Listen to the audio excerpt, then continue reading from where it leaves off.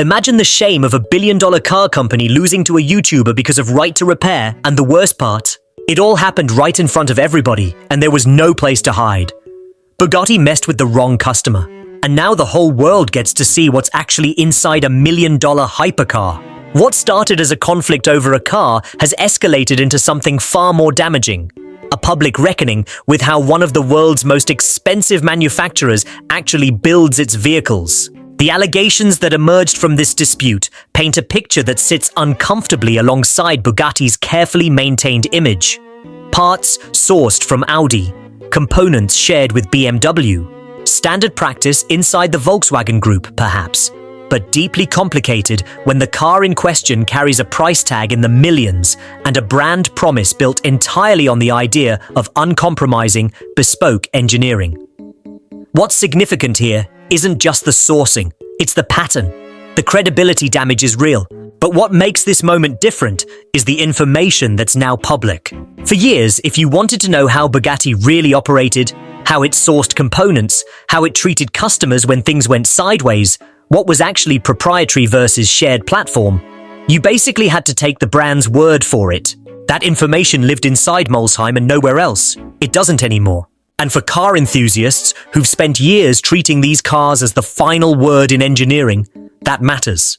Because it's not about whether the Chiron is still fast, it is. It's about whether the story we've been sold about what makes it special actually holds up when somebody starts pulling threads. One customer pulled a thread, and a lot came with it. And now there are questions, a lot of them. Questions about what's genuinely proprietary in these cars, questions about how the brand handles its customers when things go wrong, and this is the part that really gets me. Nobody was asking out loud a year ago, because Bugatti was untouchable.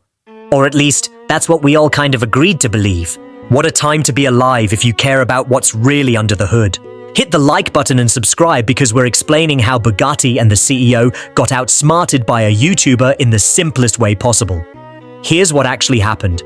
A damaged Bugatti Chiron, written off, auctioned, gone, ended up in the hands of someone who wasn't supposed to have it. Not according to Bugatti's rulebook. And when that person asked for parts to fix it, Bugatti said no. Not politely, not with alternatives, just no. Because in Bugatti's world, you don't fix these cars yourself.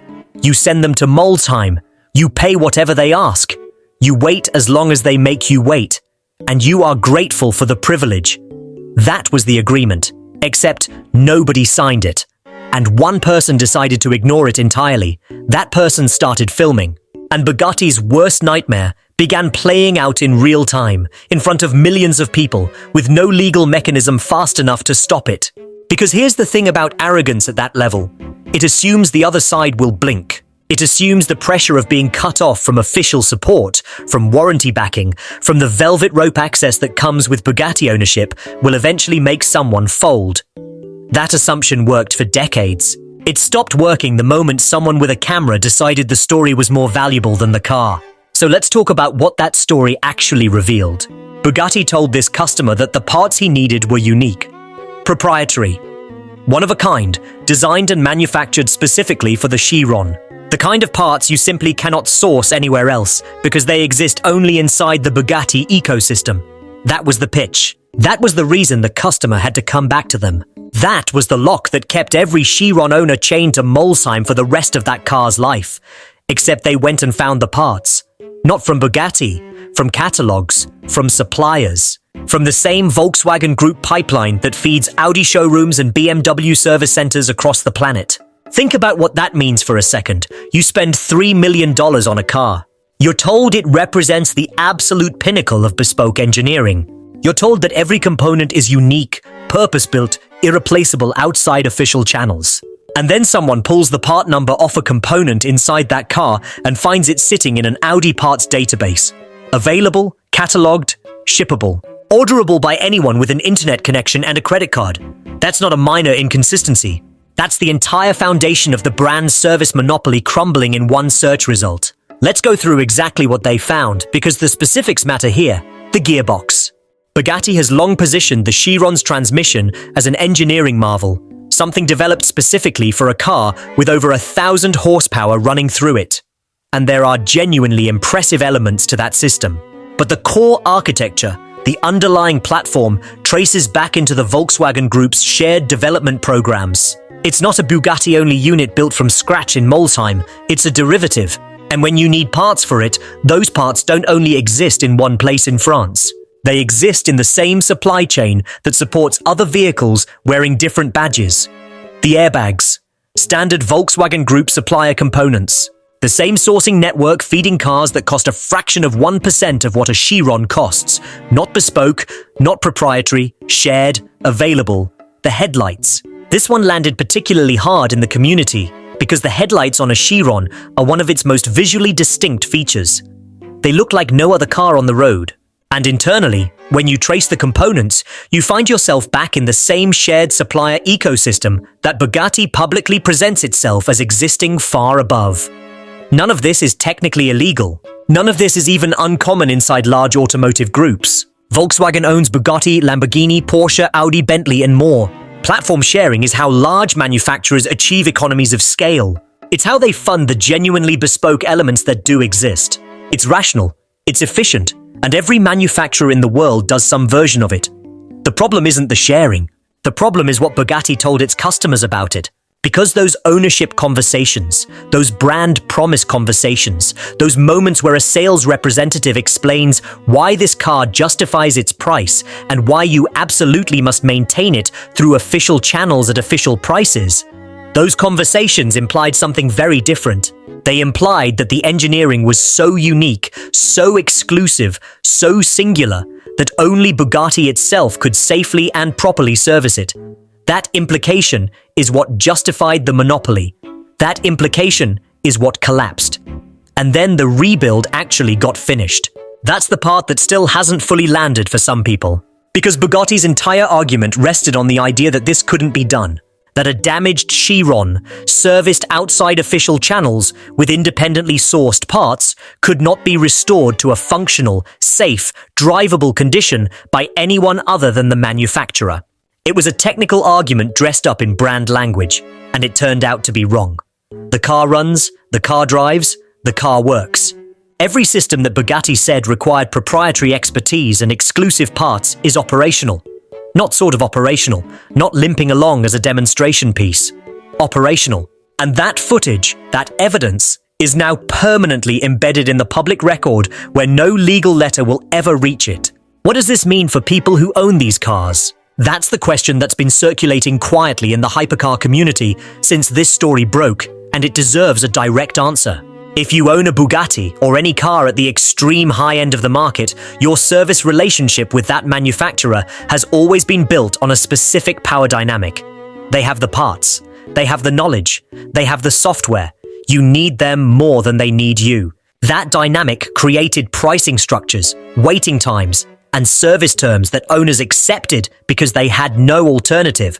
This story introduces an alternative, not a fully formed one yet. Not a complete ecosystem of independent Bugatti specialists with fully stocked parts shelves, but a proof of concept, a demonstration that the wall Bugatti built around its ownership experience can be climbed. That changes the negotiation. Maybe not immediately, maybe not for every owner or every repair, but the knowledge that it's possible is itself a form of power that owners didn't have before. And manufacturers notice when owners start to have power they didn't previously have.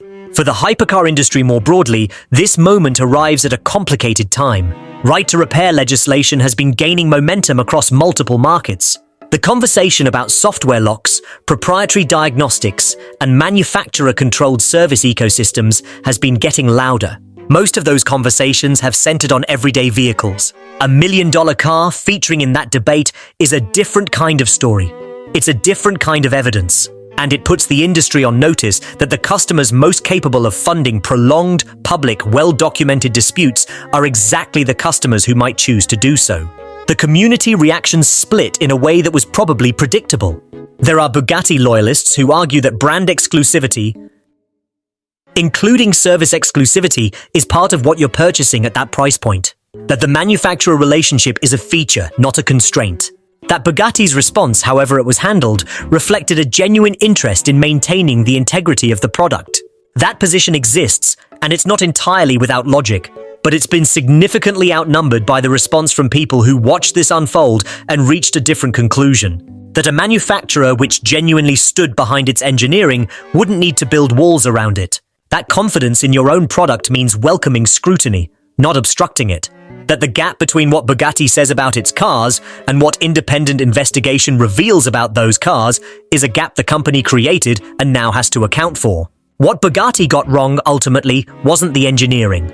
Some of what they build is genuinely extraordinary. What they got wrong was the assumption that controlling the information was the same as controlling the narrative.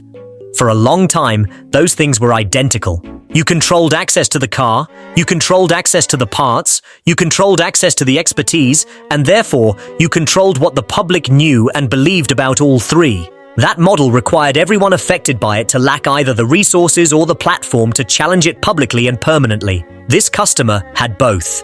And this is the part that should concern every manufacturer operating a similar model, because this wasn't a unique situation. The dynamic that produced this dispute exists across the hypercar space. The combination of extreme pricing, service monopolies, proprietary claims, and wealthy, technically sophisticated customers with large public platforms is not unique to Bugatti.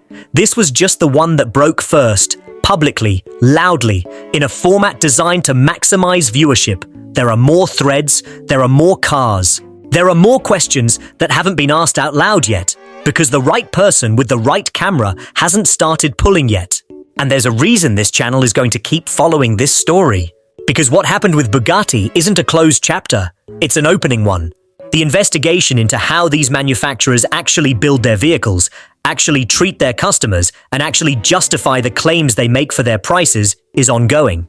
The information that's now public represents the beginning of something, not the end of it. And the next video is going to go somewhere that this one deliberately stopped short of. Because there are details in this story that deserve their own time, and we're going to give them that time. Stay with us, because we're just getting started.